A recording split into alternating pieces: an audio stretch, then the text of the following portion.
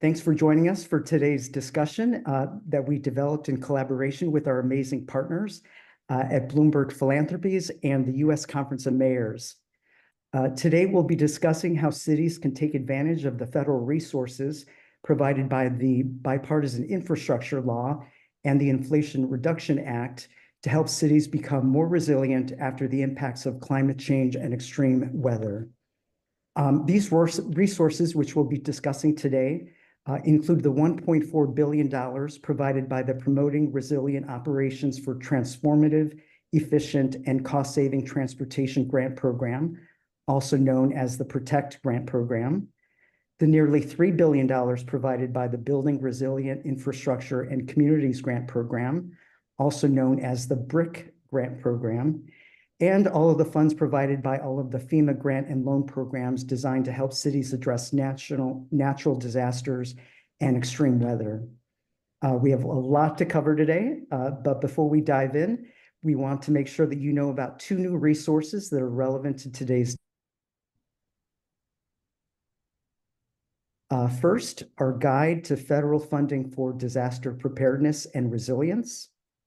And secondly, a case study on Hoboken, New Jersey's Resilient Cities Park Project, which Mayor Bala will be sharing more about today with us. As always, we want today's session to be interactive, so please feel free to share your questions in the chat, and we'll try to get to as many of them as possible during our Q&A session. I would now like to introduce Tracy Phillips, the Deputy Director of Recovery at Haggerty Consulting, an emergency management consulting firm that helps clients prepare for, respond to, and recover from disasters. Tracy previously served in various senior positions at FEMA, where she most recently supported the establishment of the program office responsible for the administration of approximately $7 billion in FEMA-appropriated bipartisan infrastructure law dollars. Tracy, thanks for being with us today. The floor is now yours.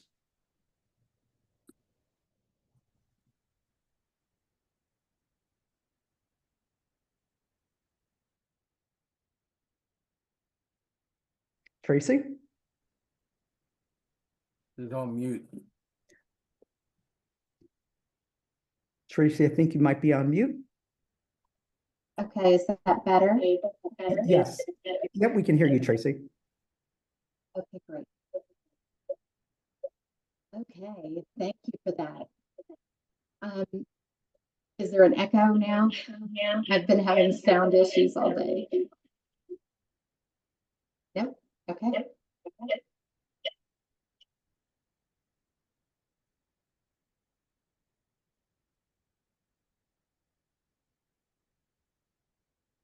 Yeah, Tracy, I don't think we can hear you. Maybe it looks like you're back on mute.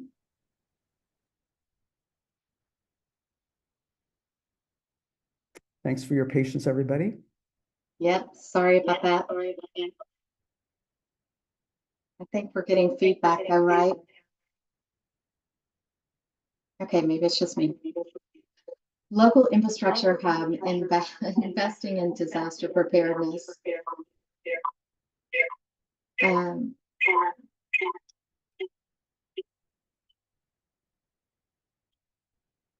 Major glacier.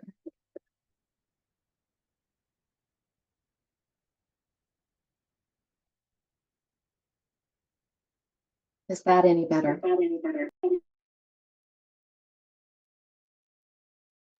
No, Tracy, I think we're still getting a little echo. I don't know if you're logged in twice or if just once.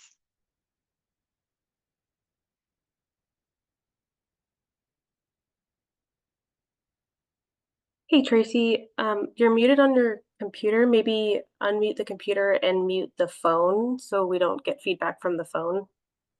Right, that's what I'm doing. And it's still. Okay, did that take care of it? I think so. Okay, great. Okay, I'll move a little bit quickly. We're talking about resilience planning and investing in disaster preparedness.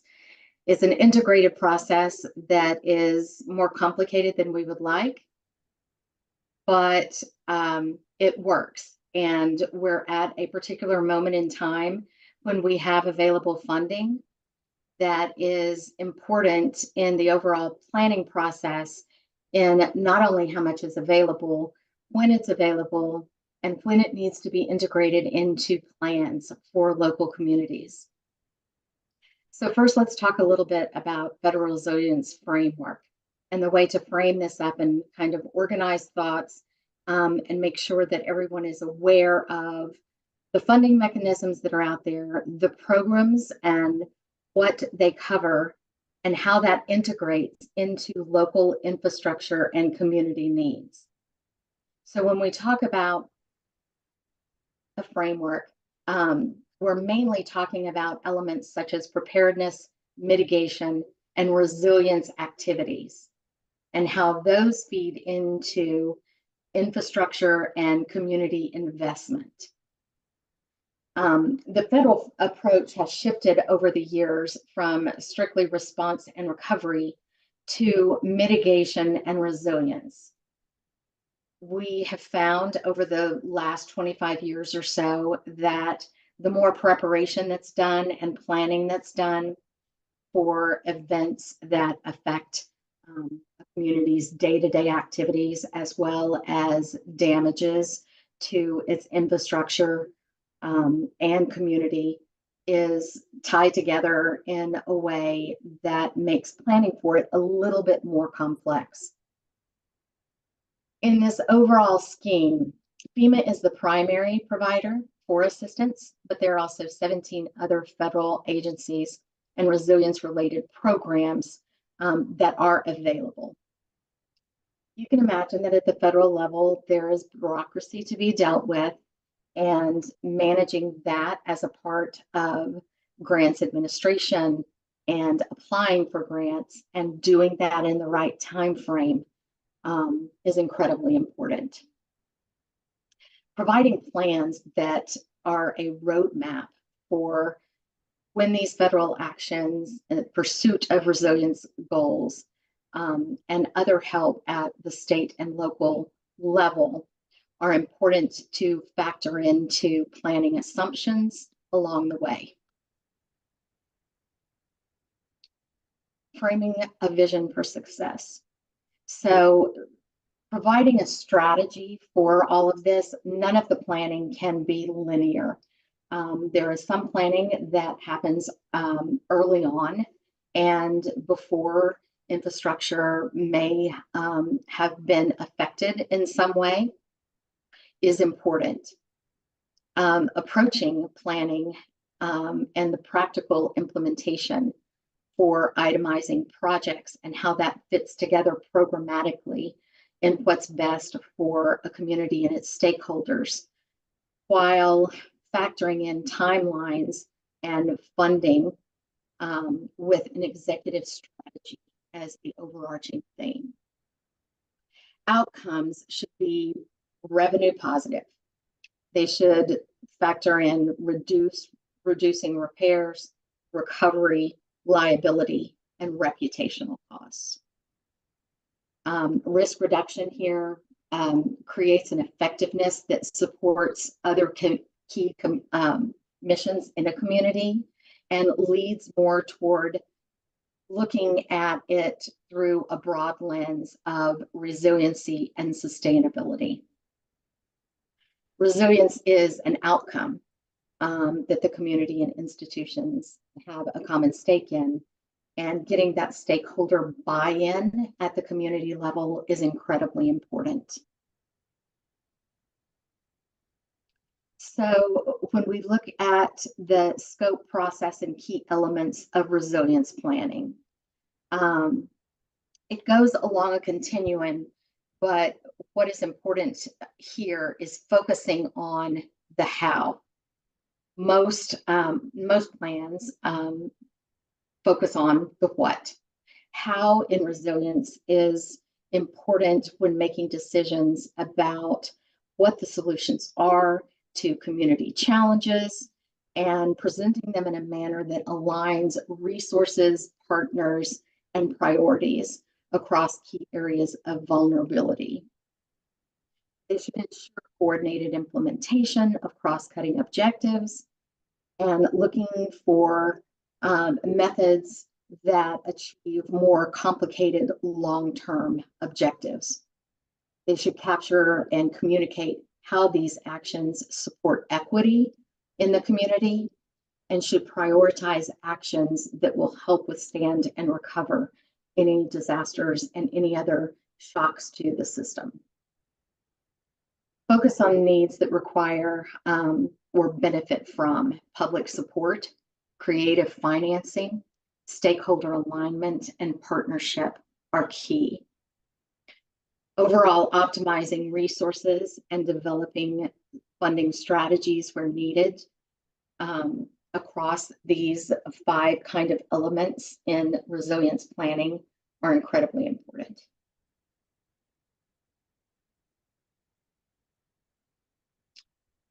This slide is included for those of you who are located in disaster-prone areas. Resilience planning and funding must be integrated into your disaster response and recovery planning. Community needs, particularly related to infrastructure, become moving targets in disaster environments. Integrating resilience and infrastructure restoration is imperative. This cannot be a linear process, and you'll see in this slide, it's using the overall National Disaster Recovery Framework. And you'll see listed here some activities in preparedness before a disaster strikes. And then some of the programs are listed here that along with the phase of recovery life cycle, that those elements should be considered. So by waiting until the end of the recovery life cycle to do your long-term recovery planning, your resilience planning, and looking at the available funding and resources that are available have to happen from the very beginning. As you see which sectors are damaged more heavily or which community needs are coming to the surface as a result of whatever the disaster is, you can look at the funding opportunities and the recovery operations, and through that lens to give yourself more opportunities to be able to build back better and maximize within that decision making how to restore to the best community needs. Sometimes we found this particularly in large disasters where community needs are quite different once infrastructure is damaged after a large event. So keeping all of those things in mind and starting to at least prepare what the vision is for after the disaster is really helpful. So then we look at federal funding to support resilience. And the resilience funding overview here, I won't go into great detail here, but this is some of the major segments that through the bipartisan infrastructure law that was passed in the Inflation Reduction Act and some of the other federal funding that's available through FEMA, HUD, and other federal partners, greenhouse gas reduction, environmental justice, so everything through an equity lens, energy and efficiency, manufacturing, resilience, and workforce. So they're pretty broad segments that are the way these things are configured together and cobbled together with the different funding opportunities that are available is can't be overemphasized as a part of planning. Normally, when we have talked about resilience planning in the past, it's basically been a part of mitigation. There are direct funding opportunities through FEMA. Now that is broadened quite a bit. And the approximately $1 trillion that is out there through these different programs is very broad in scope. And it becomes a little bit difficult to navigate. So here we're demonstrating, and these are links to some of the some of the programs with some application timeframes and with a brief description of these programs. So you've got Rebuilding American Infrastructure. And for this, the funds that surface transportation, including efforts that advance and enhance infrastructure and increase resilience against threats. And you'll see that there's a January 30th date for applications for this one. When notice of funding opportunities come out, sometimes they are very quick turnaround. So we've provided some of the ones that that are closest to our date now and things that you could be looking at immediately. Promoting resilient operations for transformative, efficient, and cost-saving transportation. PROTECT is the acronym. This makes transportation more resilient to national hazards. It's got an emphasis on climate change, sea level rise, flooding, extreme weather, and other national disasters. The third one, Building Resilience in Inclusive Communities, Discretionary Grant Program, otherwise known as BRIC through FEMA. And this is, this is mitigation and against natural disasters, and through activities such as investing in community resilience and supporting protective building codes. Code enforcement, and especially in coastal areas, is incredibly important.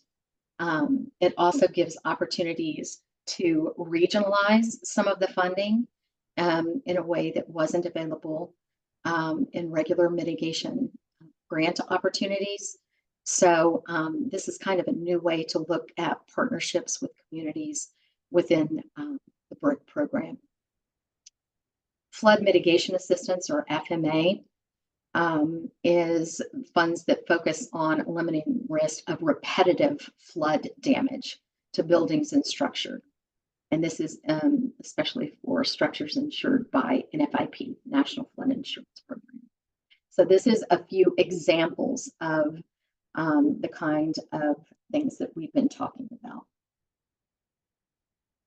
Challenges of accessing federal assistance. This is what I mentioned before, in that although this is a huge opportunity, it's unparalleled in the size of the programs and the number of dollars that are available to communities, both at the local and state level. But securing funding can be extremely challenging. It is just to find, because of the sheer amount of information that's out there, sometimes it's difficult to locate the opportunities and make sure that after the NOFOs have published and the funds are out there, finding them, parsing through them for meet your priorities and your planning goals. Most local communities do not have either the capability or the capacity to intake that much information, to review it and find the ones that are most applicable to meet their community stakeholder needs.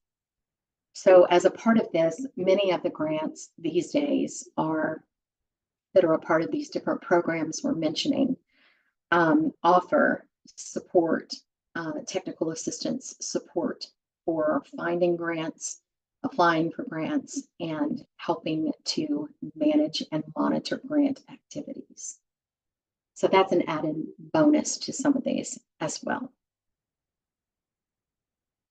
So strategy to prioritize them.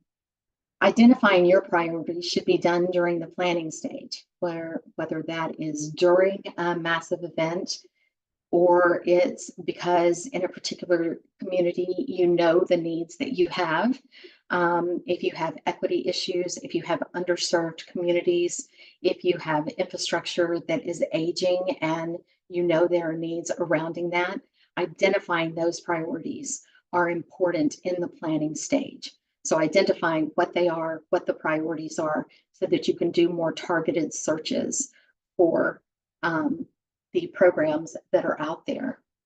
Identifying risks that can harm those priorities, fires, floods, cyber attacks, no matter what that is, that helps you hone in on those opportunities and help you to make decisions. Evaluating the risk for the highest vulnerabilities, weighing the likelihood and potential impacts of those different hazards. All of these, as you put together your planning assumptions for what you hope to accomplish and the vision that hopefully you've developed and have community agreement on what those are, helps you hone in on the best places for you to look and where to put your efforts in locating the priorities and the programs that meet those priorities. And then the constant review of these funding opportunities to find the ones that best target the community needs. This sounds big, it sounds like large level of effort, and it is. It's worthwhile, and doing some of these things will hopefully help you hone in on the best places to look. So that's an overview. I know I was talking quickly. There was an awful lot to cover in a short period of time, but I do hope that helps a little bit with an overview of what we're looking at.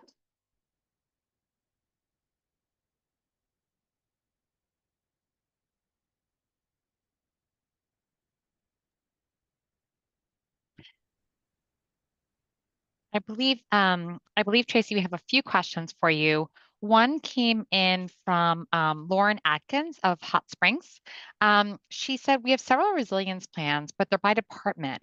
They're working on a Protect grant application for this year and want to know how they can find data on the costs of property damage to their community due to flooding. Do you have any recommendations there? So the best, from a flooding perspective, there's an awful lot of information available through FEMA and FIMA that manages the National Flood Insurance Program. So that would be a great place to look. And I believe they have FAQs, they have links, and I believe that they along with, I could think Commerce, has those numbers available. Great. We got another question from Rebecca Evans. She asked if all of the grants are under the resilience umbrella are subject to Justice 40. So Justice 40, so that's one that you need to read very carefully. I don't want to make a blanket statement about that. Most of them are. Equity is a lens, kind of, that was a lens of equity with the Justice 40, and through resilience, it was about climate change and nature-based solutions. So there's kind of a focus on those things. They are nuanced throughout the program, but I would say, as a blanket statement, equity, whether it's Justice 40 or equity language, is included in much of these new programs. Great. And I think we have maybe time for one more question before we get to our panel, which we're eager to start. And it's really around sort of the timelines. I know you and I've discussed that some of these programs have really long timelines between when you apply for them and when your project might actually get funded. Could you maybe make some recommendations on, if you need something, shorter term, these are the grant programs to be looking at. And really, if you're thinking about, I'm thinking about Brook, for instance, that's a, however many year horizon. Yeah, I mean, that's a tough one. There are just so many. I can tell you that the technique when we are working with recovery clients, what we usually do is provide what we call fund mapping.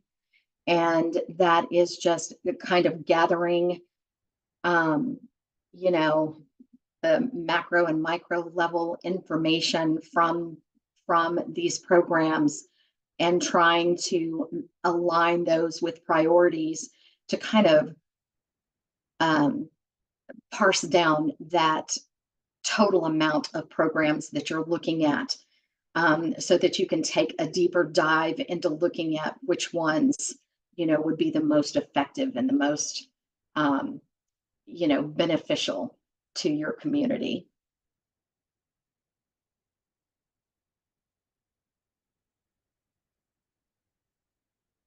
We have some great projects that we want to talk about as part of our panel. So I'll toss it back to you, Tracy, and I'll bring Mayor Welch into the conversation, and Mayor Bala.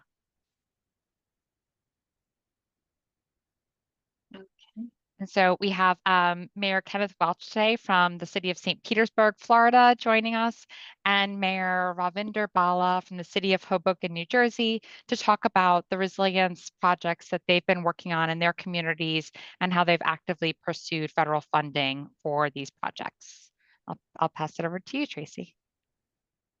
Okay, that's great. Welcome, gentlemen. It's good to see you and talk to you today. Thank you for participating in the panel. Good afternoon. Good afternoon. How are you? Good. Okay, so I've got a few questions to start the conversation here. And the first one is to both of you. I'd like each of you to tell us just a little bit about your city's disaster risks and disaster preparedness needs. Okay. Thank you, Mayor. Mayor Welch. Sure. I love St. Petersburg. It's always great to visit, and hopefully I see you the next time I'm down there. Love to. But Hoboken used to it's 1 square mile. We have about 64,000 residents. We're the third most densely populated city in the country. So that's a brief overview of the city. In terms of our disaster and recovery preparedness needs, Hoboken actually used to be an island. It's on the Hudson River. It abuts the Palisade Cliffs to the west, and that western portion, about a quarter of the portion, used to be part of an island underground below sea level, and is now historic fill. So it's also an area that's very vulnerable to the effects of climate change and flooding. So we have 2 major problems. One is coastal surge from the Hudson River when you have major impacts such as Superstorm Sandy, which was a major event related to coastal surge. And then on a year-by-year basis, which is happening at a more fast and severe clip, chronic flooding. So we have a combined sewer overflow, a CSO system, where if the system reaches capacity, you have the water simply coming up onto the streets. And with a large portion of the city below sea level being coastal, that chronic flooding is something that the city's been dealing with for decades now. That's a basic overview of some of the challenges we face as they relate to disaster recovery. Excellent. Mayor Welch? And Mayor Bala, look forward. We ought to grab a cup of coffee the next time you're in St. Pete. But a lot of what you're saying it echoes down to St. Pete. Today is day 90 since we dealt with Hurricane Milton that came through, and Hurricane Milton was 13 days after Hurricane Helene. And I'm a St. Pete resident, grew up here, so 60 years I've been here, and we've never had the impact of storm surge and rain events that we've had in these 2 events. We have planned for a long time in St. Pete, Pinellas County, Tampa Bay, for the impacts of sea level rise and extreme weather. Much of our compact is based on the Miami Broward model. So we knew, change was coming. We believed in the science. We've invested in our infrastructure. The problem is that the rate of change is so rapid. Instead of looking at 2 to 7 feet of impact in 2050, we saw that impact in 2024. It was the first time that we've ever had to shut down two of our three wastewater plants, plants, because of the level of storm surge that was being generated by Hurricane Helene. These plants are at least 70 years old and have never been impacted. And so what we've learned out of this is, again, we've had flooding events inland, Mayor, in places that have never flooded before. And so dealing with the rapid change and the rapid impact of sea level rise and climate change is something our community has learned. We've had 15,000 structures impacted by those two hurricanes. Again, the first time we've ever had to shut down our potable water system in the city of St. Petersburg and had a citywide boil water notice because we love trees, but hundreds of trees were knocked down by Hurricane Milton. And as they fell over, they disrupted the distribution system. And so instead of having two or three big breaks, we had hundreds of small breaks throughout the system. And so it really was a wake-up call for us. And I think the thing that we took away from that is, yes, and I loved your planning phases, Tracy, assess your challenges, have an assessment, but you also have to be agile and change your plan if you see the environment changing. And that's where we are now. And the federal partnership, the state partnership is essential, but we're also going to need some local support. We're looking at $1 billion to get our stormwater system where it needs to be. And so it's really a change in our approach to how we fund those and how rapidly we can fund those improvements. Yeah, those are great overviews of kind of some of the cause and effect for that's necessary to take into account when we talk about resiliency. So, Mayor Welch, you guys experience climate risks, sea level, storm surges, and all of that. What about the status of some of those recovery efforts that are already in process here that you were just talking about? How far along are you guys, and how long is it taking? Well, I think it's a good opportunity to kind of live the talk of equity, and it's much easier if your community understands um, the administration's approach on equity. As you can see, these are what I call the 6 I's of inclusive governance that we've had in practice since I was elected 3 years ago. And you can see intentional equity is part of that.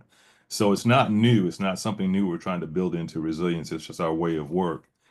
And I think this was a good example this time. So debris has been my life, like many mayors all across the nation. We have moved 2 million cubic yards of debris in under 90 days, which is more than the last 3 hurricanes combined times 5. That's how much debris we've moved.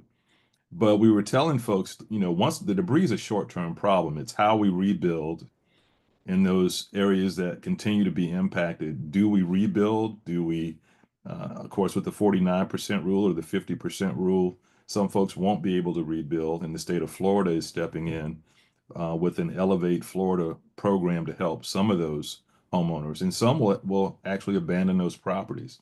So it's really a new day in terms of how we rebuild St. Petersburg and the greater Pinellas County, Tampa Bay area to be resilient going into the future. Because if we don't make those changes in policy, build smarter, in some places probably not rebuild at all, then we will have, critical impacts to our economy going forward, and we will not be resilient. But those are difficult conversations that we knew were coming, and now is the time that we have to have them. Absolutely. So, Mayor Bala, so you guys were featured in a New York Times article for innovation around nature-based solutions for flood prevention. Can you tell us a little bit about how that work that began after Sandy continues to benefit your community residents today, and where you are in that process? Sure. So after Superstorm Sandy, we realized that climate change is an emergency. the mayor at the time called for a climate emergency, that it is an existential threat to the city of Hoboken. There was an article in the Wall Street Journal that said that listed Hoboken as one of 10 cities that in 50 years won't exist. So if we do nothing, so we're doing something so that we exist. That's why we call it an existential threat. It's a threat to our existence. So that required drastic action, and we went to the Dutch. We went and worked with a company in the Netherlands that had been looking at the size of climate change, but also how to develop a resiliency plan that would break that cycle of destruction and rebuilding and destruction and rebuilding, and create an innovative, comprehensive plan through design that would make Hoboken sustainable for generations to come, and really break that cycle that we're talking about of destruction and rebuilding. That was coterminous with a process led by the Obama administration under Secretary Sean Donovan at the U.S. Department of Housing and Urban Development, called Rebuild by Design. They're looking for innovative ways to protect U.S. cities from climate disasters. We competed in that project and were awarded $250 million for what we call Rebuild by Design. And Rebuild by Design is essentially a model that can be replicated in other coastal communities across the country that uses, as you mentioned, nature-based solutions. So Superstorm Sandy created a bathtub effect in Hoboken from the north and the south. The coastal surge breached the city, and we're aiming through what's called the resist structure. We're not using seawalls to keep the water out, but we are creating berms that are underneath parks, so that we can use open space as a defense against flooding. Park benches that create resist structures, essentially taking integrating these flood protection barriers into the urban landscape, so you don't even see them. You can actually be sitting at a park bench or at a mural and not know that that mural is a form of flood mitigation or defense against coastal surge. Or you can be at a park and not realize that below that park is a berm that we've developed to protect against another Superstorm Sandy. So that's kind of a snapshot of the innovation behind Rebuild by Design. We're in the active construction phase right now. So there's a lot of pain right now. Sure, we call it short. I'm trying to say short-term pain for long-term gain. But we're finally in the construction phase. But this started under the Obama administration. It's gone through, after his administration, the Trump administration, then the Biden, and now going into the Trump administration again. But we're barreling through, and we're committed to getting this project done. It's historic for the city of Hoboken. It's meant to protect not just the residents who live here now, but future generations when I'm long gone and we're all long gone, and to keep the city resilient for generations to come. So.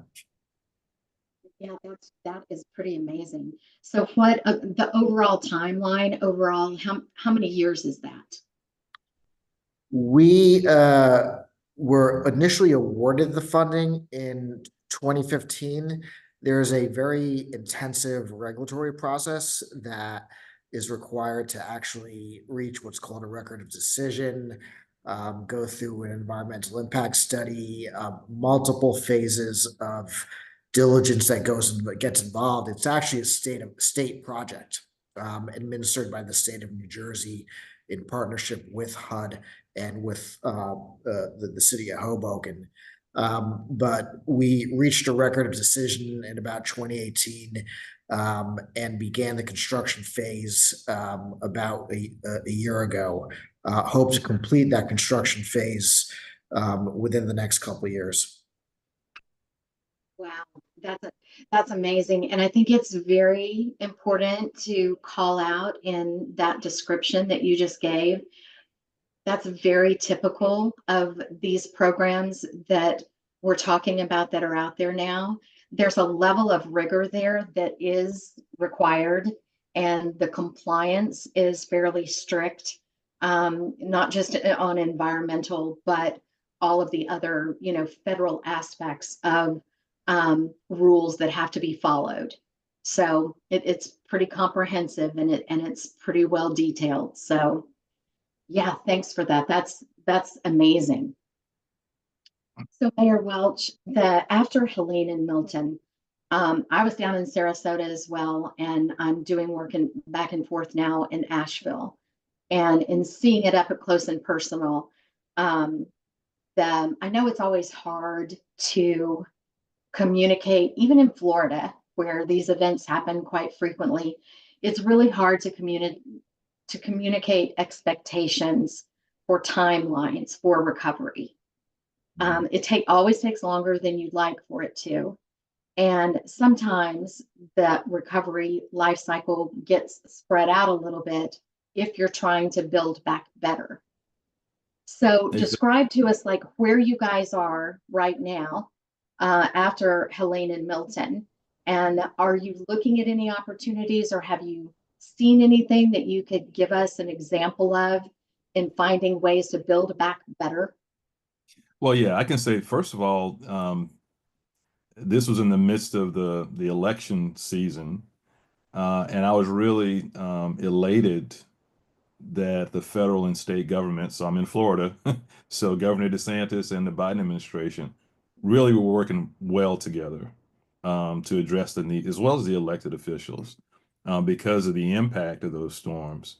But, FEMA, the Florida Department of Emergency Management, all working together to address the needs. And our message from day one, even before Milton got here, was that this would be a long recovery and far past just getting the debris removed. We would have to rebuild in a smarter way. And the state and FEMA are on the same page. It goes back to the 50% rule. If you've got these repetitive loss areas, it makes no sense to just rebuild the same way. And so even though that's a hard discussion, and we've had virtual town halls, in-person town halls, brought all the agencies in together to talk to the public about what would be required.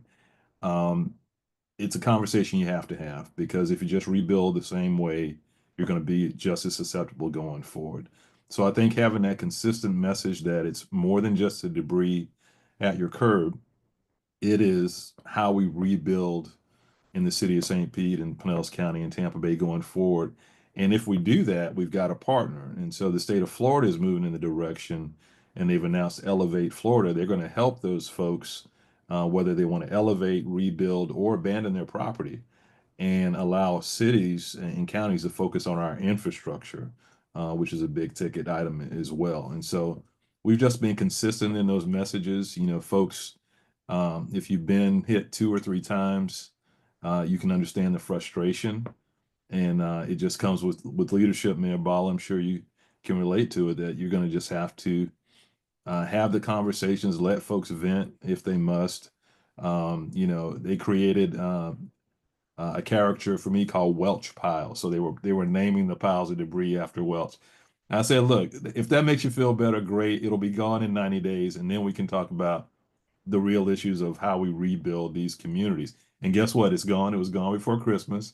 But folks are going to vent. If you've been hit 2 or 3 times, all your possessions are on the curb, you can understand the frustration. And so that's where, leaders have to be a little empathetic and have some grace for folks. But you still have to have that honest conversation that, hey, some folks might not be able to rebuild where you've been, and you have to look at these other options. So I think it's being consistent in that, relying on data and science, that eliminates a lot of the partisan back and forth, broadening your coalition of community and business leaders to support what you're doing. And in our case, whenever the military, the Coast Guard and MacDill weigh in and say, yeah, it's a real issue that we need to plan for, that helps kind of settle the conversation. So it has to be inclusive, and an honest conversation. Absolutely. And we've got a question about solutions being needed yesterday. What, if anything, can be done to greatly speed up the processes? Cities can't wait. Vendors perhaps can't sustain for a decade waiting to win an award. So, and please elaborate. So I can't do much elaboration. I can give you an overall take just from what I know about how long it takes at the federal level for these programs. And, you know, I separate them into kind of the resilience, equity kind of framework, and then the typical recovery and mitigation opportunities that have been there for years. They're all bureaucratic to a certain degree. I think it's important to understand that where programs, particularly FEMA, public assistance, infrastructure, mitigation grants, both 406 and 404, you know, those are pretty much, you know, rote for us now. We've been doing it for years. We know approximately how long it takes. And there are some complications that come up, particularly with environmental and historic preservation issues, you know, wherever the damage has been sustained. Those are not taking, you know, any longer than they normally do. What we're seeing is, and I think Mayor Bala, when you were talking about how long it's taken you from Sandy until now, you know, working on these types of things.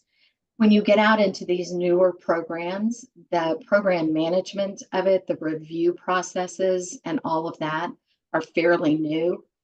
I think they're working on ways to simplify as much as they can and to work a little bit more quickly.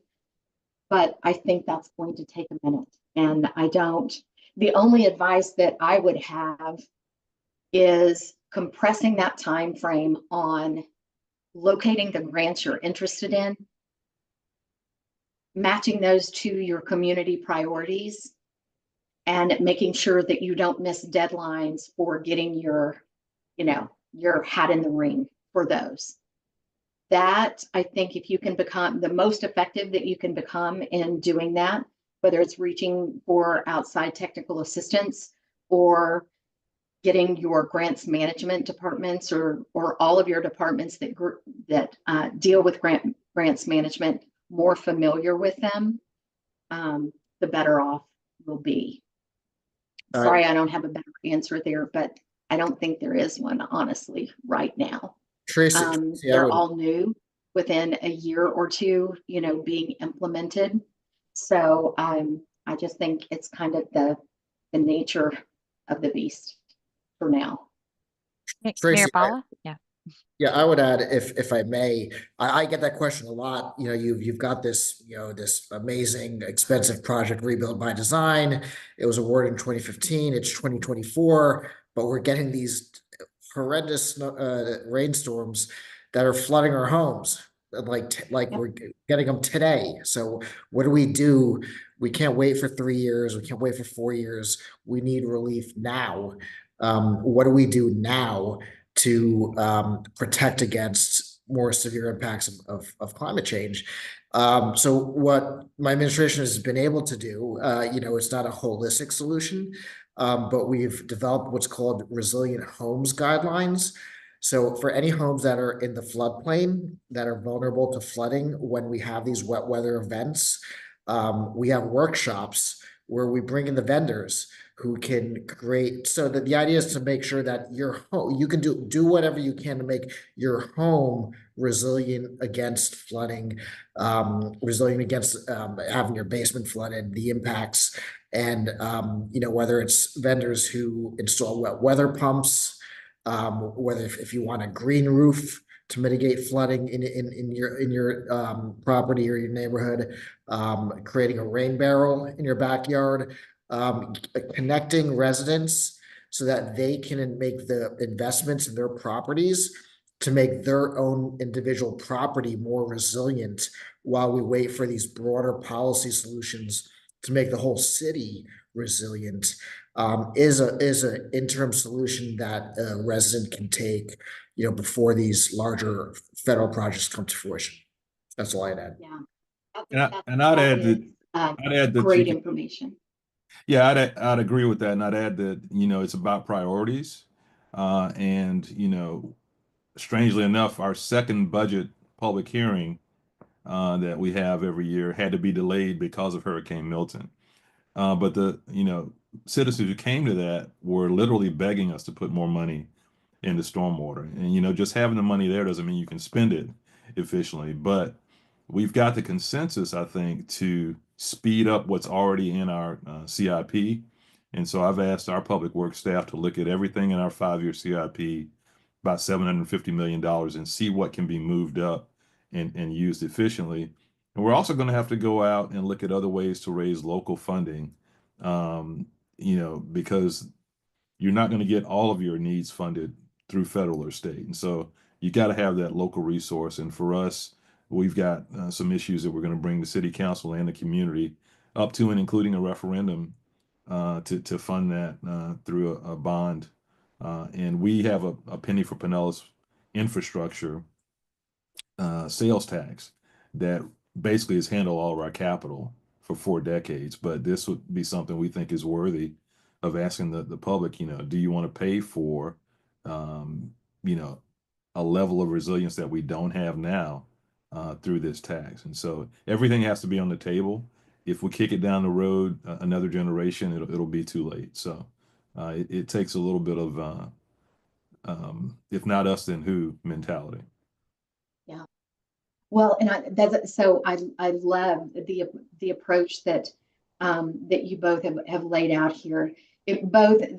What you're describing is that integrated approach where you don't look for it all in one place and you don't put all of your eggs in that one basket, right? Some of it is at the local and state level, some of it is at the federal level, and then some of it is at the individual level and the stakeholders in your communities. And that leads me to the next question. I don't want to limit it to this, but I'm very interested, and I'm sure the audience is, on codes and standards and elevating some of the basic mitigation fundamentals that help in areas like yours, where you're finding success and where you're finding some trouble getting buy-in about making some of those things happen. They've been proven to be effective, but they're hard to implement. So what are your thoughts on that? Either one or both of you? Well, I'm sorry, Mayor. Well, I would just say, housing has been one of our pillars for some time. And we have used, for example, ARPA funding. We use the highest percentage of ARPA funding of any city in the state of Florida for housing. And so we've also created a CRA that covers most of South St. Petersburg. Housing is one of the things that CRA funds. And so we've been having an equity lens on that for some time. To me, this is just the next step in doing that for those folks in lower income areas of the city. One of the issues we're having on the coastal areas that have traditionally flooded is the fact that elevating is $200,000, $300,000, $400,000 per home. And so we've gone through the grant making process, working with FEMA, and had a small number of those approved. But that is where the relationship with the state and what the state is planning to elevate Florida, I think, is going to really be helpful. Still said, there are some of those properties that really, at the end of the day, should be abandoned, and we need to have that conversation. But there's a range of what can happen in a particular neighborhood or a particular part of the city. So we've always faced it from an equity lens, understanding that those folks that make 80% AMI, those folks that haven't had to deal with it, really don't have the wherewithal to deal with it. And so that's why we use those other funds for that purpose.